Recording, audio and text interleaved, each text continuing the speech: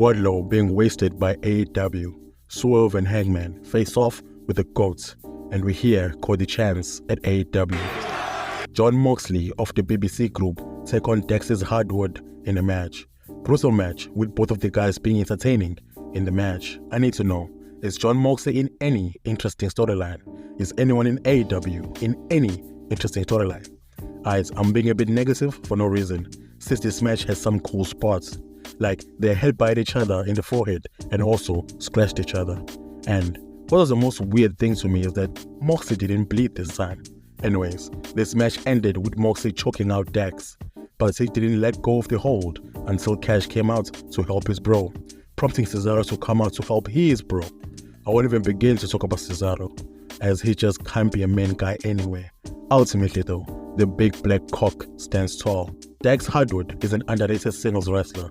His matches with Daniel Bryanson, Will Ospreay, Cash Wheeler, and now Moxley prove that he can hold his own against top-tier talent. A true in-ring general, for sure. FTR should be in the main event of Collision. They can carry the tag team division to the best of all time. Wardlow, the future WWE guy who doesn't know it yet, takes on a jobber so he could completely destroy him. This man is such a perfect-looking wrestler, stuck in a promotion that has no idea how to book heavyweights. Part of a group, he needs to lead. I hope he gets his shine. Tony Khan, don't drop the ball on this man. Absolutely. He's so boring. This guy should not be anywhere near the main event scene. This whole Undisputed Kingdom storyline is a flop. How did you manage to mess this up so bad? Wardlow doesn't need any more squash matches. You can't build him up like he was before. They've already fumbled the ball with him before. The Rated R superstar Adam Copeland takes on Daniel Garcia in another match that Edge will probably not lose. Who else thinks Edge might have made a mistake signing to AEW? And this has nothing to do with WWE right now, but everything to do with the recent AEW booking decisions. Multiple shows creating wrestling fatigue, and a billion titles that decrease the value of competition. Maybe this is just a bad season for AEW, but it's probably the biggest supporter AEW has ever had. I'm so sad.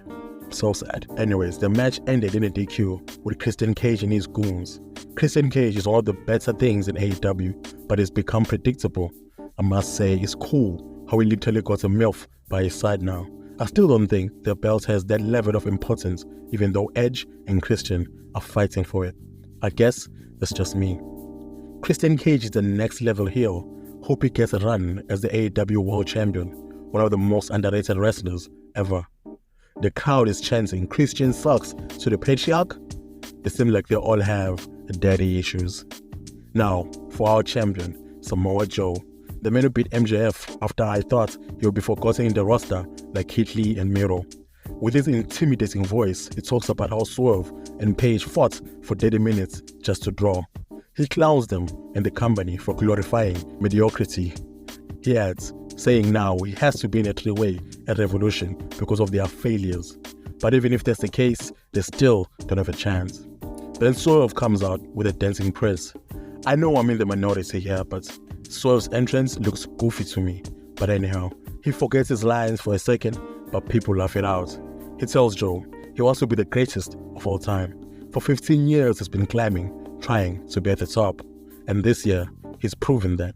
But at Revolution, he will win the three-way and finally reach the top as the new AEW World Champion. Then, suddenly, Adam Page comes out yelling as always. Bro went from being scared to speak in the promo to yelling every line in the promo. It looks good though. I'm a fan of this dash. He tells Swerve last week this was a bad outcome and goes after him for not deserving to be in this match. Which is a lie because he arguably deserves it more than Page, but anyhow, he says the match should be against him and Joe. But Joe, being amazing on the mic, puts them on notice by telling them they think they will ignore him and beef together while he's there. Nah, he will lay both of them out. Swerve and Adam are not gonna stop beefing. I'm curious to see though how this would end up at Revolution. Samoa Joe looking like Tony Soprano, talking down to his rivals. What a fire segment. Hangman's character change is fitting. He's embracing the booze and Swerve is so over. Samoa Joe, solid champion. The Young Bucks, the greatest tag team in the world right now, faces off against top flights in a very young Bucks match. I must say, I'm a big fan of this heel authority type thing they're going for.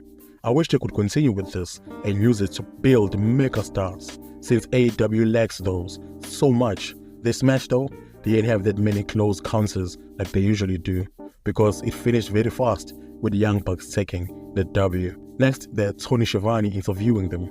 They talk about how they are undefeated this year and how that makes them the #1 contenders, obviously playing on the whole Sting thing of trying to take him out. Then they kinda attack Tony Schiavone, but Darby Allin comes out for the save.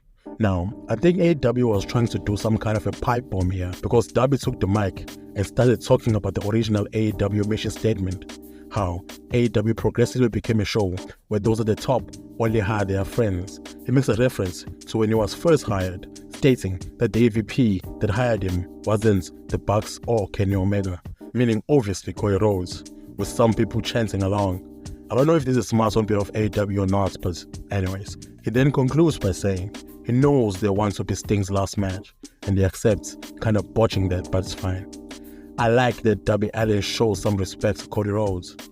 You know what they say about wrestling gimmicks, the best ones are the gimmicks that reflect the real personality of the people portraying them. We then go to AEW's women's wrestling, probably one of the worst in America, in a match between Skye Blue and Willow. Like we could all see how absolutely talented these ladies are. Different with an entertaining moveset, but for the life of me, I couldn't care less. Even the Toni Storm one is forgettable at best because of how gimmicky her character is. What would otherwise feel very personal is reduced to a black and white filter. Man, I never thought I'd complain so much about AEW. Ladies, we'll be patient with you for this division to shine in the future. The match ends after an unnecessary interference from Stokely, causing Willow to win. She deserves it though, I can't lie. I want a video of every match that Skye Blue has lost for an interference, even against the faces of the faces. What is actually being sold here? Mid Cassidy versus Matt Taven face off in a Texas death match. Can someone tell Tony that adding hardcore stipulations every match does not make the storylines any better? I genuinely want to know if it's in any of AEW's manifestos to try and build comparing stories, or their main focus is just the action, week in and week out. Anyways, Mid Cassidy ends up bleeding in the ring during the match. Matt Taven also jumps into a table from the outside. In regular deathmatch fashion, thumb tags get used, and they both go through them multiple times. Cassidy takes out a chair about to use it, and he gets attacked at ringside. But Trent comes to the rescue of Mid Cassidy and eventually gets put down himself. But in regular Cassidy matches, he fights against literally the biggest possible odds and wins the match by countout. I hope you guys don't misunderstand me in the critique of Orange Cassidy, but this man is presented like he's freaking Super Cena, almost never losing. When I used to love him when he did a lot of his nonchalant gimmick in the beginning. This should have been called the Bloody Valentine's Deathmatch. Matt Taven is so underrated, former Ring of Honor World Champion. Glad he's got his opportunity to show how great he is.